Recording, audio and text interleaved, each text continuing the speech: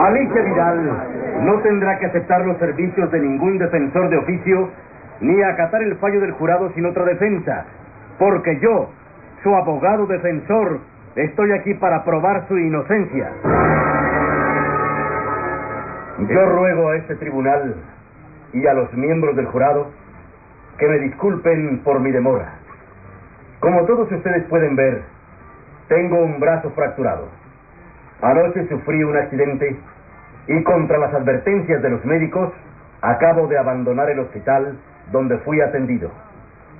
Esa ha sido la causa de mi demora, pero aún así vuelvo a pedir a todos que me disculpen. Señoras y señores del jurado, antes de ceder la palabra al señor fiscal y al abogado de la defensa para que expongan sus conclusiones finales, es mi deber advertirles que son precisamente ustedes los que en definitiva decidirán la suerte de la procesada. Por lo tanto, el fallo de ustedes, señores del jurado, tiene que ser un fallo justo, imparcial.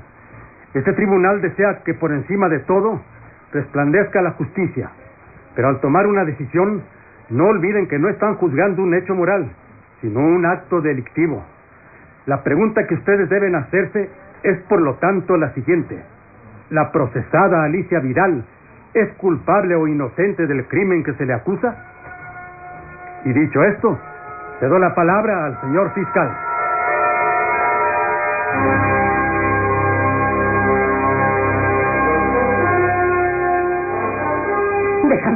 Déjame pasar, Débora. No puedes detenerme aquí por la fuerza. No, tía Sara. No vaya usted a la audiencia. No le diga nada a Armando. Eso sería mi perdición. Hágalo por el cariño que un día me tuvo. Mientras tanto, en la suntuosa residencia de los Mendoza, en las habitaciones de doña Sara, Débora, al verse descubierta, apela a todas sus armas para impedir que doña Sara se presente a la audiencia y denuncie todas sus vilezas, todas sus canalladas. Primero la amenazó, pero ahora suplica, gime, casi se arrodilla ante ella. Pero aquellas lágrimas hipócritas que hay en los ojos de su sobrina ya no conmueven a doña Sara. Por el cariño que un día te tuve, un cariño que tú misma destrozaste, que tú misma te encargaste de hacer trizas con una crueldad inaudita. Yo te quise a ti como una hija. Tú eras mi ángel. Quería lo mejor del mundo para ti. El más mínimo capricho tuyo era una orden para mí. Te enamoraste de Armando, yo me di cuenta, e hice lo que nadie hubiera hecho para que él se fijara en ti. Todo, Débora. Todo estaba dispuesta a dártelo. ¿Y sabes por qué? Porque tú eras para mí la hija que el cielo me había negado. Quise suplir con tu cariño el que Armando no me ofrecía, pues desde niño él se inclinó siempre más hacia Adela que hacia mí, como si su sangre le gritara que aquella era su verdadera madre. Y todo el caudal de ternura que había en mi corazón lo volqué en ti. ¿Y cómo me pagaste? Atormentándome hasta la locura, cuando accidentalmente le causé la muerte a mi hermana. Me diste sufrir horriblemente, y no tuviste compasión de mí, que había sido como una madre para ti. Nunca me quisiste, nunca sentiste por mí ni el más mínimo afecto. Me utilizaste como un instrumento para tus planes, para tus ambiciones de grandeza. Y ahora tienes el cinismo de suplicarme en nombre del cariño que un día te tuve. No, Débora, tú no mereces perdón. Debes ser castigada implacablemente por todo el mal que has causado. Pero estoy arrepentida, tía Sara. Le juro con toda mi alma que estoy arrepentida. Ya es demasiado tarde. No creo en ese arrepentimiento. Una mujer que, como tú, fue capaz de traicionar a su esposo, pisoteando el honor de su marido, es incapaz de arrepentimiento, de nada. Usted se equivoca, tía Sara. Yo no le fui infiel a Armando. No. ¿Y entonces a qué fuiste a casa de aquel hombre? A darle muerte. A matarlo. ¿Qué estás diciendo? Tenía miedo, tía Sara. Miedo de que él cumpliera su amenaza. Por eso le di muerte. Pero nadie sabrá que yo fui, si usted no me denuncia. Yo dejé un pañuelo de Cristina en la casa del Escano para que le echen la culpa a ella. Pero solo usted me vio entrar en la casa del Escano. No hay más testigos. Si usted no dice nada, yo estaré a salvo. ¿Comprende, tía Sara? ¿Comprende por qué de usted depende mi vida? ¡No! ¡No me toques! ¡Apártate de mí! ¡Asesina! ¡Asesina! ¡No grites, no grites! ¡Suéltame! ¡Suéltame, que me ahogas! ¡Suéltame! No la soltaré, no. Usted no me denunciará. Usted no saldrá de esta habitación. Señores magistrados, señoras y señores del jurado, no ocuparé por mucho tiempo la atención de ustedes. El caso que van a juzgar es bien claro. Se trata a todas luces de la perpetración de un asesinato. Este es un hecho tan evidente que ni siquiera el propio abogado de la defensa se ha atrevido a rebatir.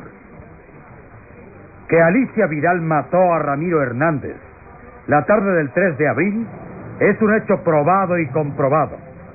Por lo tanto, están ustedes juzgando a una asesina. El punto a dilucidar es, por consiguiente, si la procesada obró en defensa del honor de su hija o si por el contrario cometió un crimen a sangre fría. El abogado defensor ha hablado hasta la saciedad de las virtudes maternales de la acusada y en su exaltación ha llegado al extremo increíble de querer presentárnosla como una madre heroica y ejemplar. Pero, señoras y señores del jurado, tienen ustedes que saber que Alicia Vidal, la acusada, no es ni siquiera digna de llamarse madre, y su sola presencia mancha, ofende el sagrado nombre del ser que nos dio la vida. Alicia Vidal no es una madre, sino un monstruo que quiso arrastrar a su propia hija al lodo inmundo en que ella se revolvía. ¡Canalla! Quieta, Alicia. Déjelo que termine. Déjelo que se hunda en el pantano de su propia bajeza. Cuanto más la ataque a usted, peor será el castigo para él. Dios mío, ¿cómo puede él decir esas cosas de mi madre? ¿Cómo? Cálmate, Cristina. No lo tomes así. El señor Mendoza no sabe lo que dice. Sí lo sabe. Está calumniando a mi madre porque la odia, porque quiere mancillarla, destruirla. Está bien, Cristina, pero no llores más. Todo el mundo nos está mirando. ¡Silencio! Orden en la sala, o este juicio se celebrará en privado. Prosiga usted, señor fiscal. Decía yo, señoras y señores del jurado, que el abogado de la defensa había tratado de presentarnos a la acusada como una madre ejemplar. Yo voy a decirles a ustedes en qué consistió el ejemplo que la acusada le dio a su hija. Y permítanme que insista en este punto, pues lo considero de suma importancia para desentrañar la verdadera personalidad de la procesada. Esa hija por la cual, según el abogado defensor, Alicia Vidal asesinó a su víctima, conoce a su madre tanto como ustedes o como yo podemos conocerla.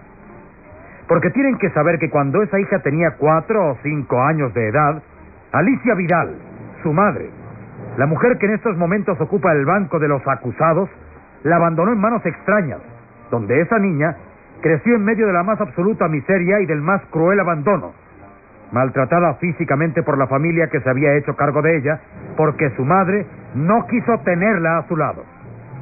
Señoras del jurado, a ustedes que son mujeres, que son madres también, quiero dirigir esta pregunta. ¿Habría alguna de ustedes abandonado a la hija de sus entrañas en las manos de una familia desconocida?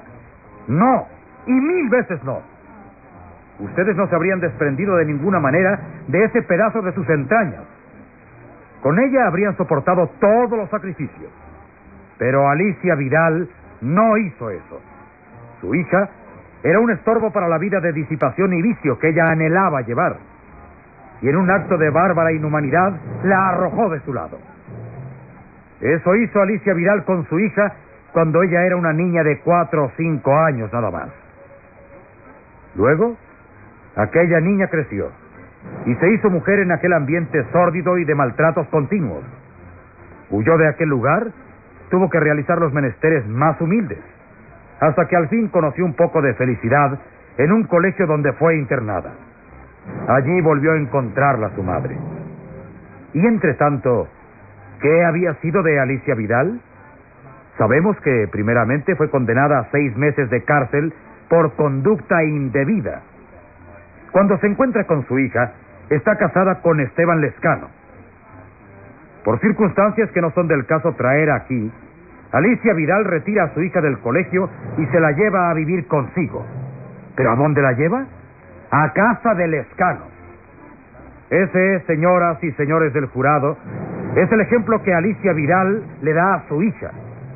Luego, en una querella vulgar, se separa de su marido y se va a vivir con su hija y con una anciana que está con ella desde muchos años atrás a una casa de las afueras de la ciudad. Yo no afirmo que Alicia Vidal estuviera chantajeando a su víctima, no me consta ese hecho. Pero lo que sí afirmo aquí categóricamente, con toda la responsabilidad, es que si la hija de Alicia Vidal no hubiera visto en su madre tal ejemplo de degradación, jamás habría ido al apartamento de un hombre soltero. Por lo tanto, esta mujer es la máxima responsable de lo que ocurrió la tarde del 3 de abril, en que un hombre perdió la vida y una muchacha se vio envuelta en un escándalo vergonzoso. Debe recibir por ello un castigo ejemplar. Yo les pido, señoras y señores del jurado, que no tengan compasión de esa mujer, cuyos labios no han dejado escapar hasta hoy una sola frase de arrepentimiento, y que la declaren culpable. Y pido al tribunal que le imponga una condena de 20 años de cárcel. He terminado. Tía Sara. Tía Sara. Es inútil. No me oye. ¿Estará muerta? ¿La habré asfixiado? No. No está muerta. Su corazón late. Solo está desmayada. Vieja maldita. Está desmayada. ¿Qué haré con ella? Por lo pronto he evitado que vaya a la audiencia y me denuncie. Pero con eso no resuelvo nada.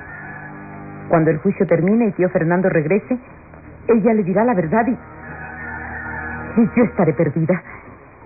Se sabrá que yo maté a Lescano y me enviarán a la horca. Ella me vio entrar en su casa. Ella me vio entrar allí ayer por la tarde. ¿Cómo haré para que ella no hable? ¿Cómo?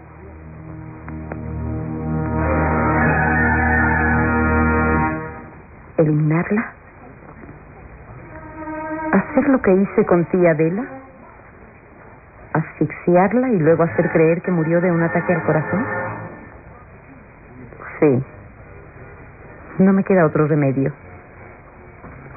Tengo que matar a tía Sara para impedir que hable. ¿Fue doña Sara la que gritó? Estoy segura. Claramente la oí gritar asesina. Y eso se lo decía a Débora. Débora. Es en la planta baja al pie de la escalera. Pálida, temblorosa, con el corazón angustiado. La fiel Hortensia está mirando hacia la puerta cerrada de las habitaciones de doña Sara. Ha oído gritar a su señora, y aquellos gritos la han helado de espanto.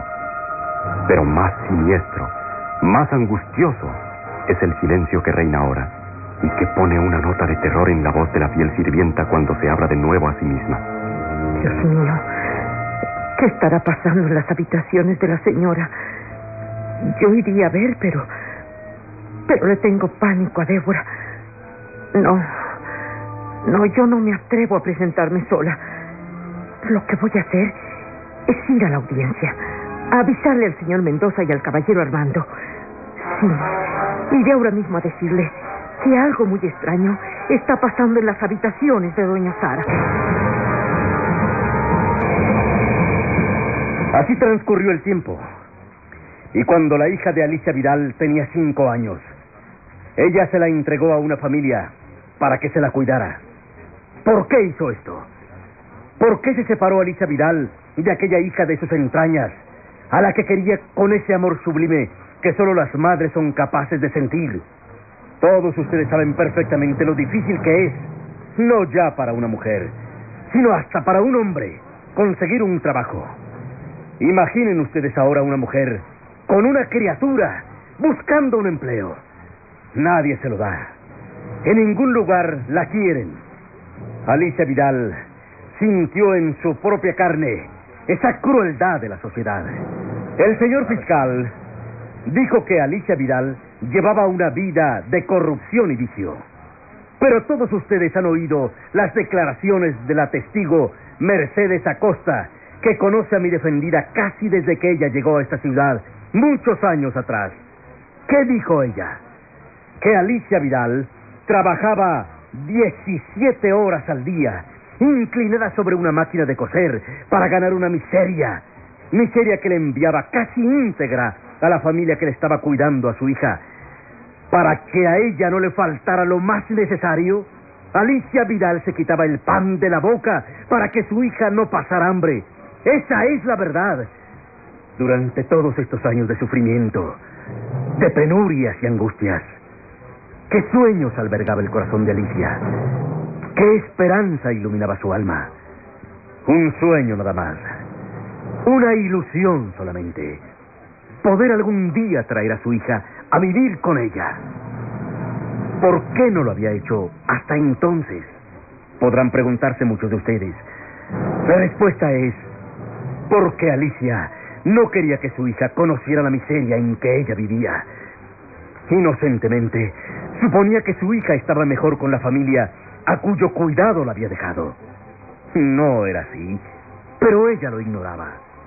Un día recibe una carta de esa familia en la cual le comunican que su hija está enferma y le piden que les mande unos pesos para comprarle las medicinas que el médico le recetó. No era cierto que su hija estuviera enferma, pero Alicia lo cree y no tiene ese dinero. Eso es una fortuna para ella. Posiblemente nunca había tenido en sus manos tanto dinero, pero su hija está enferma y necesita medicinas para curarse. Alicia sale a la calle desesperada. ¿Dónde conseguir ese dinero? Una vidriera llama su atención. Es una peluquería. Alicia entra. Se suelta el cabello, que es como una cascada de oro que cae sobre su espalda, y le pregunta al dueño si estaría dispuesto a darle por su cabellera el dinero que necesita. El hombre le responde que sí, y Alicia, sin la menor vacilación, le pide que se lo corte. Eso hace Alicia Vidal por su hija. Así se sacrifica por ella. Y a una madre así, de condición tan heroica, tan abnegada, el señor fiscal se ha atrevido a acusarla de ofender y manchar el sagrado nombre del ser que nos dio la vida. ¿Cómo ha podido usted decir eso, señor fiscal? ¿Cómo no se le ha caído la cara de vergüenza ante semejante infamia? Ustedes se preguntarán, ¿y el padre de aquella muchacha qué hacía? ¿Qué era de su vida? ¿Pensó alguna vez en la hija que había abandonado? Quizá sí. Quizá pensó en ella. Pero ¿qué importa que pensara si con eso no aliviaba en lo más mínimo su triste situación? Su deber ante Dios y ante los hombres era salir a buscar a la mujer que había abandonado, a la hija a quien le había negado su apellido. Pero él no hizo eso. Era más cómodo quedarse en su lujosa mansión, rodeado por el cariño de su familia y el respeto de sus conciudadanos, que lo consideraban un hombre digno y honesto. Tenía otro hijo, y mientras este, el legítimo, crecía en un ambiente de lujo y de riqueza, recibiendo toda su ternura y sus halagos, la hija natural vivía en medio de la mayor pobreza, maltratada de hecho y de palabra por la cruel familia en cuyas manos inocentemente la había depositado su madre. Y mientras el hijo legítimo vestía ropas lujosas, la hija natural llevaba andrajos. Mientras el hijo legítimo corría por los jardines de su regia residencia, la hija natural tenía que fregar los pisos de un sórdido mesón. Mientras el hijo legítimo era acariciado por su padre, la hija natural conocía la barbarie del insulto y del golpe brutal. Mientras el hijo legítimo iba a los mejores colegios, la hija natural no sabía ni leer ni escribir, porque nadie se había preocupado de enseñarla. En pocas palabras, Mientras el hijo legítimo reía, la hija natural lloraba. Hoy, ese hijo legítimo se siente avergonzado de no haber podido compartir con su hermana de sangre el amargo destino que a ella le tocó vivir. ¡Silencio! ¡Silencio! Pero volvamos a Alicia Vidal. ¿Qué ocurre entonces en el corazón de Alicia? Que todos sus afanes de riqueza, sus ambiciones, se desvanecen y vuelve a ser simplemente la madre bondadosa y tierna que siempre ha sido. No lleva a vivir a su hija a casa del Lescano, como ha afirmado el señor fiscal, sino que rompe con su brutal marido y busca albergue en una humilde casita de las afueras de la ciudad. Por fin, la felicidad parece sonreírle. Pero otra vez el destino va a ensañarse con ella. Alicia cae enferma, gravemente enferma. El médico recomienda que sea internada en una clínica, pero eso cuesta dinero, y ellas no lo tienen. La hija de Alicia Vidal sale entonces a la calle a buscar un empleo. Desesperada porque no lo haya, una tarde encuentra a Ramiro Hernández. La muchacha le confía sus angustias, y aquel miserable se aprovecha de la inocencia y la desesperación de la muchacha para hacerla ir a su departamento. La hija de Alicia Vidal va engañada a ese lugar. Va creyendo que efectivamente aquel hombre va a conseguirle el empleo que necesita para que su madre pueda ser internada en una clínica. Ha caído en una trampa, pero ella no lo sabe. La madre se entera y se levanta de su cama de enferma para ir a salvar a su hija. Llega a tiempo para evitar el bárbaro atropello y mata. Sí, mata a Ramiro Hernández, como lo habría hecho cualquier madre si un canalla hubiera tratado de ultrajar a la hija de sus entrañas. Es el último y más grande acto de heroicidad y sacrificio de esta madre ejemplar. No le importa su vida, no le teme al juicio de los hombres, porque solo un ser existe para ella: su hija. El señor fiscal ha afirmado aquí, con toda responsabilidad según él, que si la hija de Alicia Vidal no hubiera visto en su madre un ejemplo de degradación, de abyección física y moral, no habría ido jamás al apartamento de un hombre soltero. Pero yo le pregunto al señor fiscal, si el cobarde que sedujo a Alicia Vidal y la abandonó luego con una hija hubiera tenido un poco de compasión para ella y para ese fruto inocente de sus amores, ¿se estaría ahora debatiendo este caso? No, no y mil veces no. Si el padre de la hija de Alicia Vidal no las hubiera condenado a un abandono peor que la muerte, ellas habrían llevado una existencia feliz y decorosa. Por lo tanto, ese hombre es el máximo responsable de lo que ha ocurrido, y es él quien debía estar sentado en el banquillo de los acusados y no Alicia Vidal. Pero por una amarga ironía de la vida, resulta que ese hombre vive feliz, que su nombre es respetado por todos, que nadie se vuelve para señalarlo con el índice. Ante la sociedad es un hombre de honor, pero a los ojos de la eterna justicia es un canalla y un miserable. Desgraciadamente, la justicia no puede castigarlo, porque legalmente no ha cometido ningún crimen. Pero él lleva dentro de sí, y lo sabe, el peor de todos los castigos, el de su propia conciencia, el de Dios. Y eso es todo lo que quería decir. He terminado. ¡Silencio! ¡O hago desalojar la sala! Acusada, ¿tiene usted algo que decir antes de que el jurado se retire a deliberar? No, señor presidente. Ya mi defensor ha dicho lo necesario. Nunca olvidaré sus palabras, que le agradezco con toda el alma. Yo no había nacido para el mal, pero un cobarde destrozó mi vida y me convirtió en lo que ahora soy. Por su culpa rodé por la vida. He sufrido miserias. He matado. Pero todo lo hice para salvar la honra de mi hija. De esa hija a quien adoro, a quien todo mi corazón le pertenece, y que es la única razón por la que me preocupa lo que será de mí.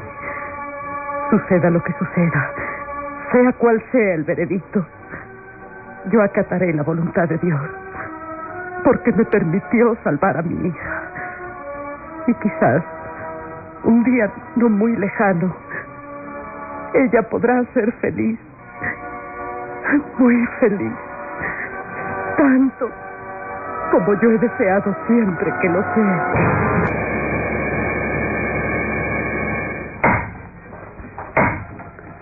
Los debates han terminado.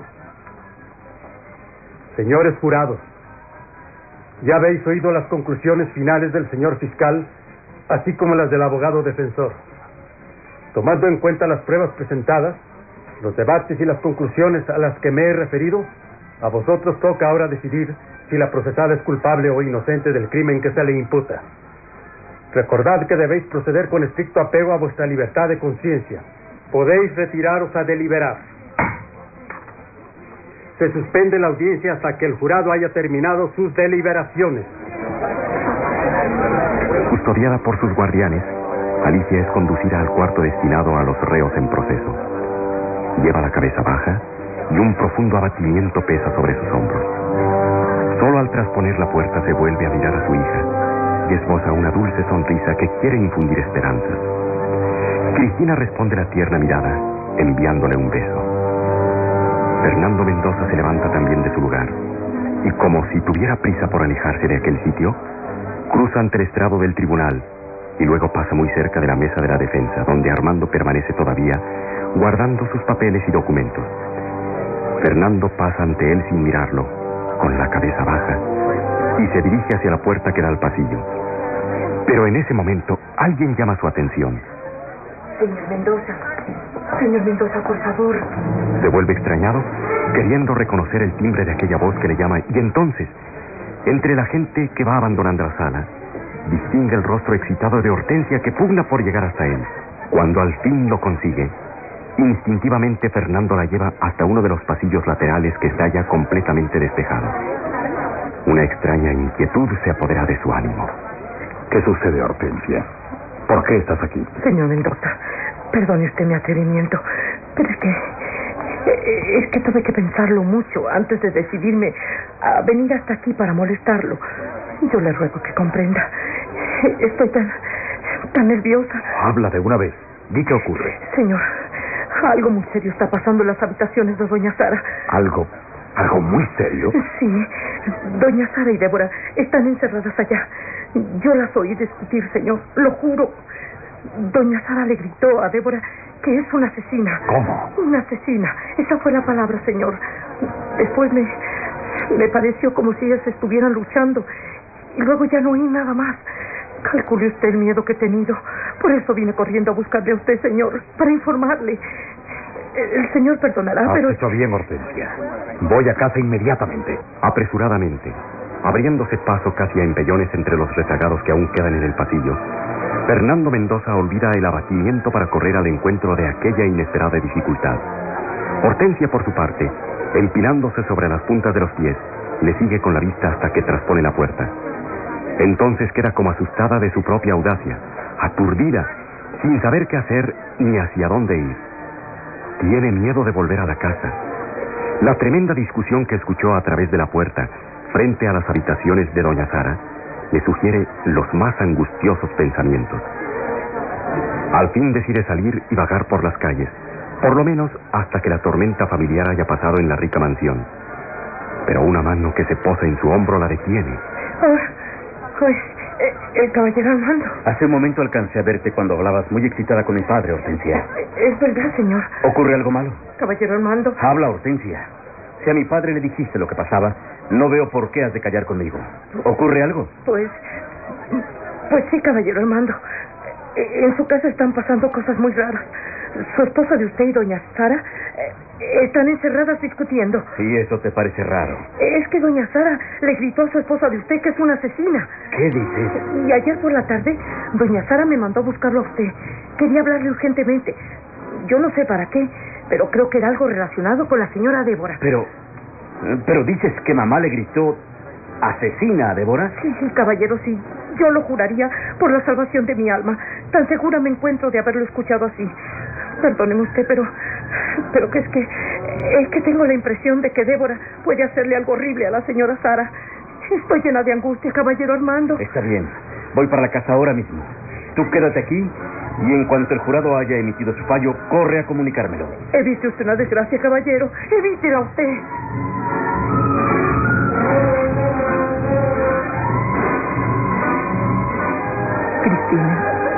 Cristina. Sí, Mercedes. ¿No quieres que salgamos un momento? El aire de la sala está viciado. Levanta la cabeza y mira. Todos han salido. Un poco de aire te hará bien. No, Mercedes, no quiero salir. Quiero quedarme aquí hasta saber qué decide el jurado acerca de mamá. No sabes lo que dices. La deliberación puede llevarse horas. Sé que así ha pasado otras veces, porque lo han dicho los periódicos. De cualquier modo, prefiero quedarme aquí, Mercedes.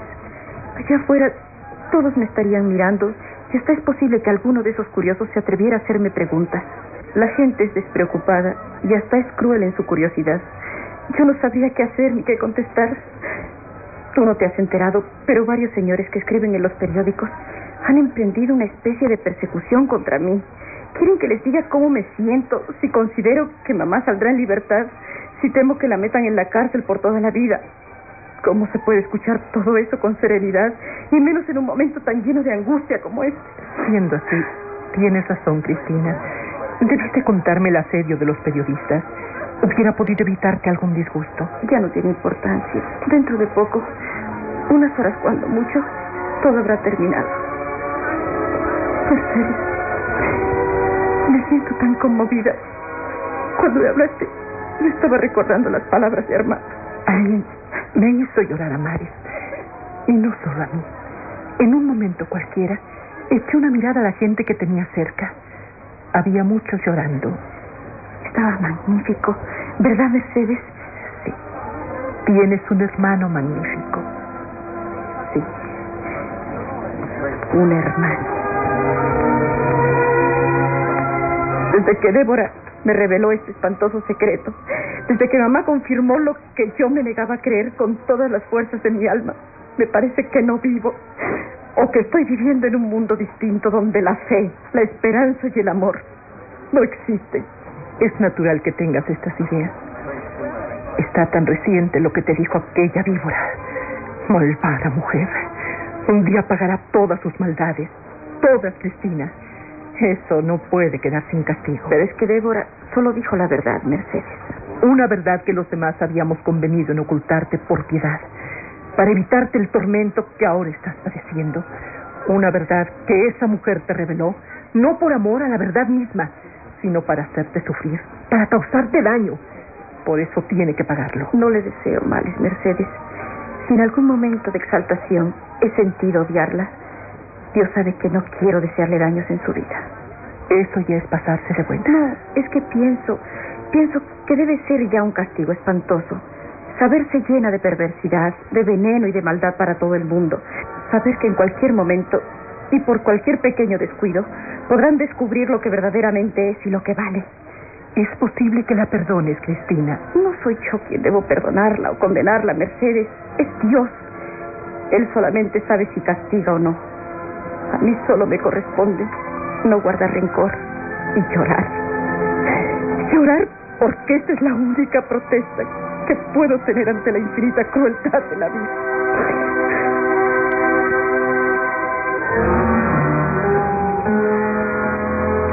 Señora, llegarán a tiempo los caballeros para evitar que Débora vaya a hacerle daño a la señora. Oh, sí, Dios mío, protege a la señora. Protégela hasta que lleguen los señores.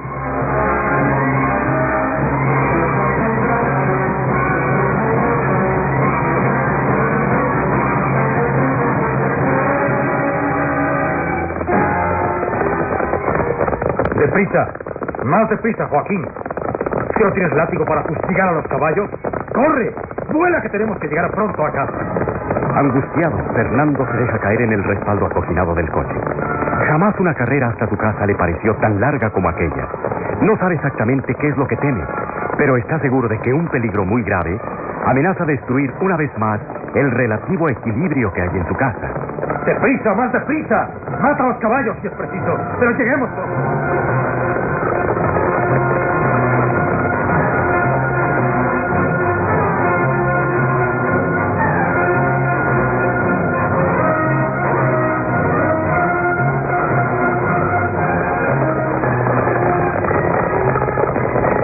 ¡Más deprisa, cochero! ¡A todo lo que den sus animales! ¡Doble paga si llegamos pronto! ¿Se ha atrevido a hacerle a mi madre? ¡Corra más, cochero! ¡Corra hasta que los animales se desboquen! Y si nos matamos, tanto mejor. Al menos habrá terminado esta angustia.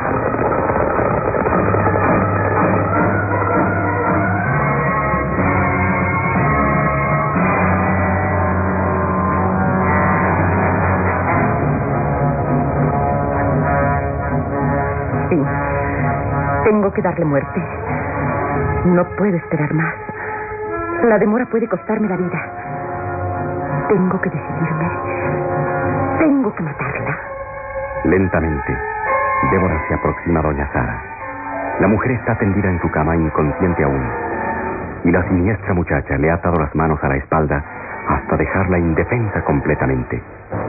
Más de media hora lleva así. Por primera vez Débora vacila a la hora de cometer un crimen, y es que tiene miedo. Un miedo espantoso de que la descubran. Pero ya está decidida. Y ahora, con toda sangre fría, se dispone a cometer el horrendo crimen. Sus ojos tienen un extraño brillo de locura. Y sin vacilar, toma una gruesa almohada y la levanta sobre el rostro de doña Sara. La mataré como maté a Adela.